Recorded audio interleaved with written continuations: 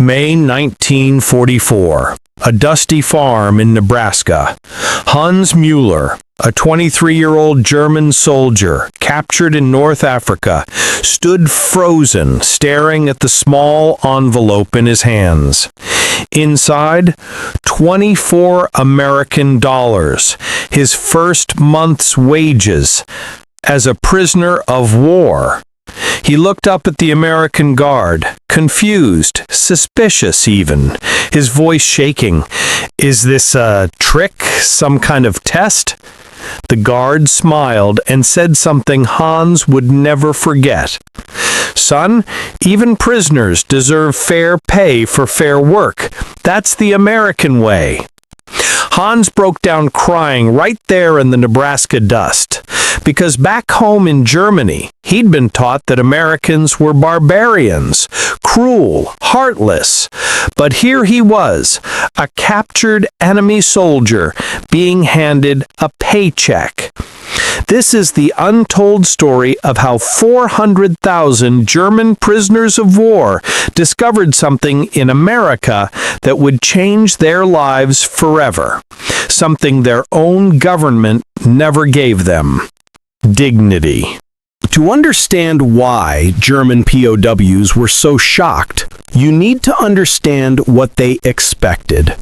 From the moment they were captured, whether in the deserts of North Africa, the beaches of Normandy, or the frozen fields of the Ardennes, these young German soldiers had been fed one consistent message: if the Americans capture you, you will suffer. Nazi propaganda painted a terrifying picture. American prison camps would be hell on earth: torture, starvation, slave labor until you dropped dead. Some German soldiers tried to fight to the death rather than surrender, believing capture meant certain doom. Georg Gartner, captured in 1943, later wrote in his memoir, "We truly believed the Americans would work us to death just like we..." He paused there, because Georg knew what happened in German labor camps. He'd seen it, just like we did to others. So when these prisoners arrived on American soil after long ship voyages across the Atlantic, they were terrified. Many hadn't eaten properly in days. Their uniforms were tattered, some were wounded, and then something strange happened. Camp Trinidad, Colorado, summer of 1943. When the first transport of German POWs arrived, they were marched through the gates expecting, well, they didn't know what to expect. But it wasn't this. Clean barracks with real beds, not concrete floors, actual mattresses. A mess hall serving hot food, not scraps, not moldy bread. Medical facilities with real doctors. Lieutenant Hermann Jung later recalled, "I kept thinking it was temporary, like they were fattening us up before something terrible happened. I couldn't sleep that first week. I was waiting for the other shoe to drop." But the shoe never dropped. Instead, on their third day, American officers gathered the prisoners in the main yard. Through an interpreter, a Captain Miller explained, "Gentlemen, under the Geneva Convention, you will be treated humanely. You will work, but you will be compensated for your labor. 80 cents per day for a full day's work." Silence. Then confused murmuring in German. One prisoner, Klaus Richter, shouted out, "Compensated? You mean paid? With money?" Captain Miller nodded. "Real American currency.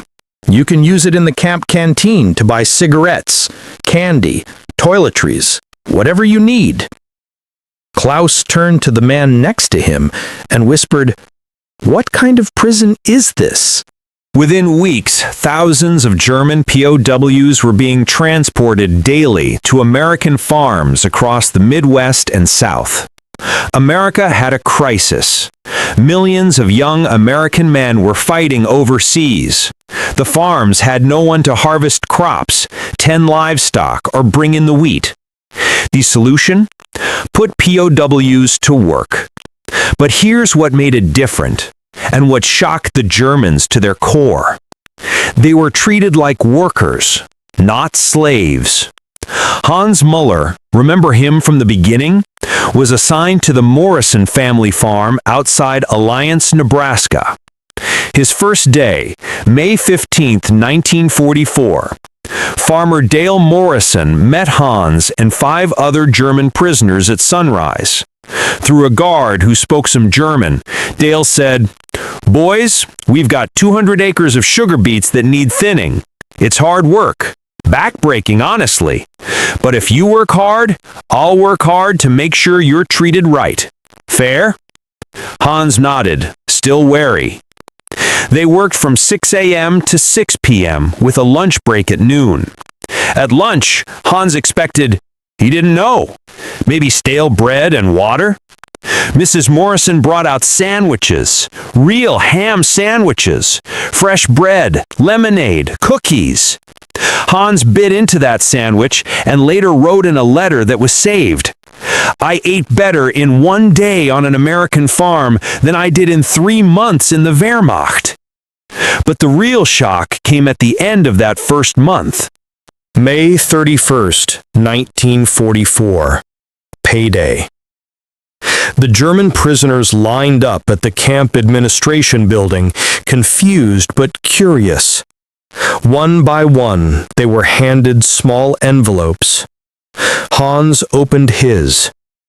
Inside, $24. 80 cents per day for 30 days of work. Now you might think, that's not much money. But context matters. In 1944, 80 cents was equivalent to roughly $14 today. For a full day's work, that's low, but remember, these men had all their needs met. Food, shelter, medical care, all provided. This wasn't wages to survive. This was pocket money, luxury money.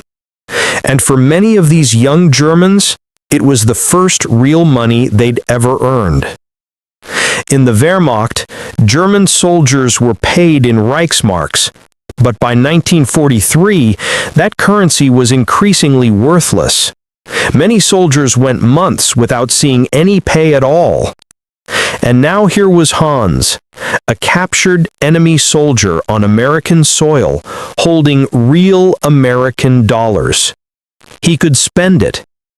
The camp canteen sold Coca-Cola, 5 cents, Hershey's chocolate bars, 5 cents, Lucky Strike cigarettes, 15 cents a pack, toothpaste, razors, soap, notebooks, pencils, stamps. Hans bought a Coke and a chocolate bar. He sat on his bunk that night, sipping Coca-Cola, eating Hershey's chocolate, holding $15 in remaining cash. And he wept. His bunkmate Friedrich asked what was wrong. Hans said, "I'm a prisoner, an enemy. I shot at these people's sons and brothers, and they're paying me, treating me like a human being. I don't understand it, Friedrich. I don't understand any of this." As weeks turned to months, something remarkable happened. The relationship between German POWs and American farmers evolved from suspicion to respect to something almost like friendship. Dale Morrison, the Nebraska farmer, started inviting Hans and his work crew to eat lunch with his family. Not just food handed through a fence, actual sit-down meals at the family table. Mrs. Morrison's cooking became legendary among the prisoners. Her pot roast, her apple pie, her fresh-baked bread. Hans later said, "Mrs. Morrison reminded me of my own mother. She even scolded me once for not washing my hands before dinner. It was such a normal, human moment. I'd forgotten what that felt like. By harvest season in September 1944, Hans was essentially part of the Morrison farming operation. Dale taught him how to operate a tractor, how to read soil quality, American farming techniques that were more advanced than what Hans knew from Germany. And every 2 weeks, Hans got paid. By October 1944, Hans had saved nearly $90. $90 might not sound like much, but to Hans, it was a fortune. One Sunday, Dale Morrison drove Hans and 2 other prisoners into Alliance, the nearest town. This violated no rules. POWs were often allowed supervised visits to nearby towns. Hans walked into a small general store and bought a new pocket watch, cost $12, a leather-bound journal, $3, a fountain pen, $5, stamps and envelopes to write home. He stood at the counter, paying with his own earned money in an American town, while American citizens shopped around him. No one yelled. No one attacked him.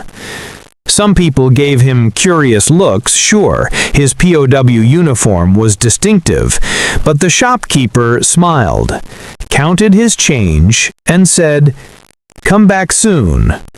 Hans walked out of that store feeling something he hadn't felt in 5 years. Normal. German POWs were allowed to write letters home, though all mail was censored by American authorities.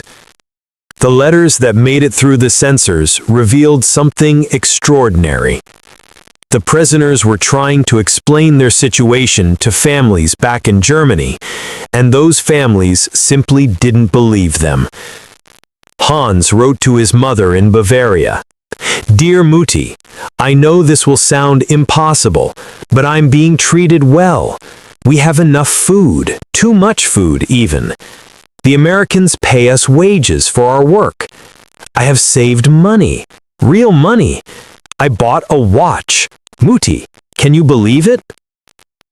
His mother's response, received 8 weeks later, "My dear Hans, I don't know what they're making you write or why, but I pray every day for your survival in that terrible place. Stay strong. The war will end soon." She thought the letters were propaganda, forced writing. Another prisoner, Sergeant Ernst Frobeck, wrote to his wife, "The American guard named Jimmy taught me English phrases today. He showed me pictures of his family in Iowa. We laughed together. He gave me an orange. An orange, can you imagine? In December?" His wife wrote back, "Ernst, please be careful. They're trying to brainwash you. Remember who you are. Remember the fatherland." But Ernst's response revealed the truth. "I do remember who I am. That's why this is so confusing. I was told Americans were monsters, but Jimmy is not a monster. Dale Morrison is not a monster. They're just people. Good people, even." The cognitive dissonance was overwhelming. Everything these young German soldiers had been taught about American cruelty, about racial superiority, about the righteousness of their cause was crumbling, and a paycheck was part of that unraveling. But here's what the American authorities understood, perhaps better than anyone expected.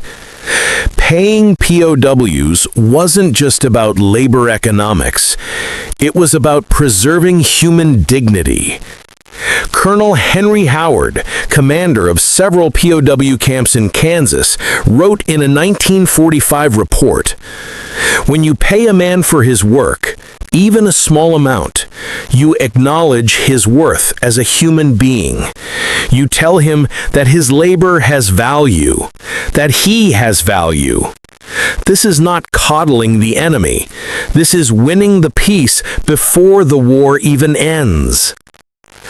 Colonel Howard was right. Because while German prisoners in America were earning paychecks, buying Coca-Cola, and learning democratic values, Allied prisoners in German camps were starving. The contrast couldn't be starker. American and British POWs in German stalags received starvation rations, no pay, brutal treatment, forced marches. Many died. Soviet POWs in German camps faced even worse. Nazi ideology deemed Slavic peoples subhuman. Millions of Soviet prisoners were worked to death or simply executed. The German prisoners in America knew this. Some knew it firsthand. They'd guarded Allied prisoners before their own capture. Others heard stories through letters or whispered conversations. And the guilt ate at some of them. Klaus Richter, the prisoner who'd questioned getting paid on day 3, later wrote, "Every time I bought a Coca-Cola with my earned wages, I thought about the Americans and Brits suffering in German camps. Men who weren't getting paid, men who weren't getting enough food, men who were being beaten. And I felt ashamed. Ashamed of what my country had become. Ashamed that I'd ever believed the lies." The Paychecks weren't just changing minds. They were changing hearts. May 8th, 1945. Victory in Europe Day. The war was over. Germany had surrendered. At Camp Trinidad and camps across America, German prisoners learned that the Third Reich had fallen. Some cheered. They were relieved the killing was finally over. Others wept. Their homeland was defeated, destroyed, occupied. But then came the question everyone asked: what happens to us now? The answer: repatriation. They'd be sent home. But here's where the story takes an unexpected turn.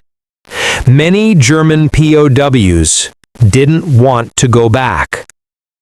Hans Mueller stood in the Morrison family's kitchen in early 1946, preparing to say goodbye. He'd been working on that Nebraska farm for nearly 2 years. He'd saved $380, a significant amount of money. Dale Morrison shook his hand and said, "Dale, you're one of the best workers I've ever had. If things were different, hell, I'd hire you full-time. You've got a real future in farming." Hans nodded, tears in his eyes. "Mr. and Mrs. Morrison, you and your family treated me better than my own officers did.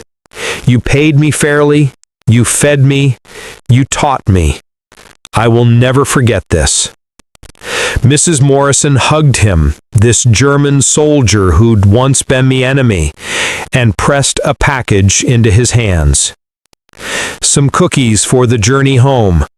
And Hans, write to us. Let us know you're okay." Thousands of similar scenes played out across America. German prisoners saying tearful goodbyes to the American families who'd employed them. Many begged to stay. Some even proposed to American women they had met. The U.S. government said no. All POWs had to return to Germany. But they planted a seed. Hans Mueller returned to Bavaria in summer 1946. His hometown was rubble. The economy was destroyed. Food was scarce.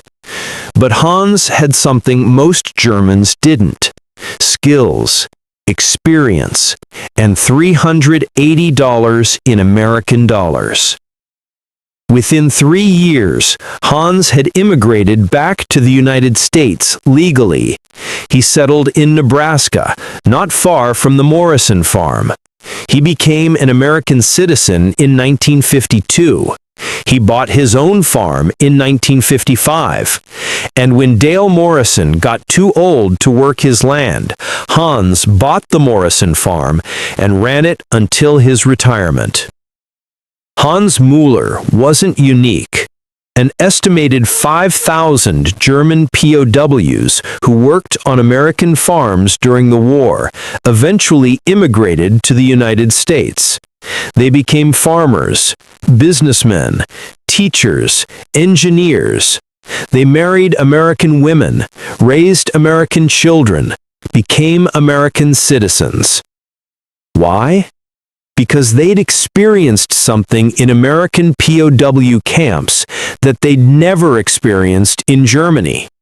Fair pay for honest work, respect, dignity, the simple revolutionary idea that every person, even an enemy, has inherent worth. Ernst Froelich, the sergeant who'd written to his disbelieving wife, later told an interviewer in 1982, "When I got that first paycheck, I didn't understand it. I thought it was a trick. But over time, I realized it wasn't about the money. It was about what the money represented. The Americans were telling us, you're not just prisoners, you're not slaves, you're human beings who deserve to be treated with basic dignity. That lesson, that simple lesson, changed my entire life." The story of German POWs receiving paychecks in American prison camps seems almost quaint today. Of course people should be paid for work. Of course prisoners should be treated humanely. But in 1944, in the middle of the most brutal war in human history, these ideas weren't obvious. Nazi Germany ran on slave labor. Millions worked to death in camps and factories. Imperial Japan brutalized POWs and civilians alike. The Soviet Union's gulags were death sentences. But America, imperfect America, contradictory America, decided to do something different. Pay the enemy. Feed them well. Treat them fairly. Not because they deserved it. They were, after all, soldiers who'd fought for Hitler. But because Americans believed that certain principles mattered even in war. Especially in war. Colonel Howard was right. They weren't just running prison camps. They were winning the peace. Because when Hans Müller returned to Germany with his $380 and his stories of Nebraska farms and fair wages, when Ernst Froelich told other Germans about American kindness, when thousands of former POWs carried those experiences back to post-war Germany, they became ambassadors for a different way of thinking, a different set of values. And in the long run, that might have mattered more than any battle. Because the greatest weapon America had wasn't bombs or bullets, it was a simple paycheck. And the radical idea behind it, that every person, even an enemy, deserves dignity. Hans Müller passed away in 2003 at age 82. He's buried in Alliance, Nebraska. On his headstone, beneath his name and dates, is an inscription he requested. Former enemy, forever grateful. If this story moved you, please like and subscribe. There are thousands of untold stories from World War II that deserve to be remembered. Which one should we tell next? Let us know in the comments.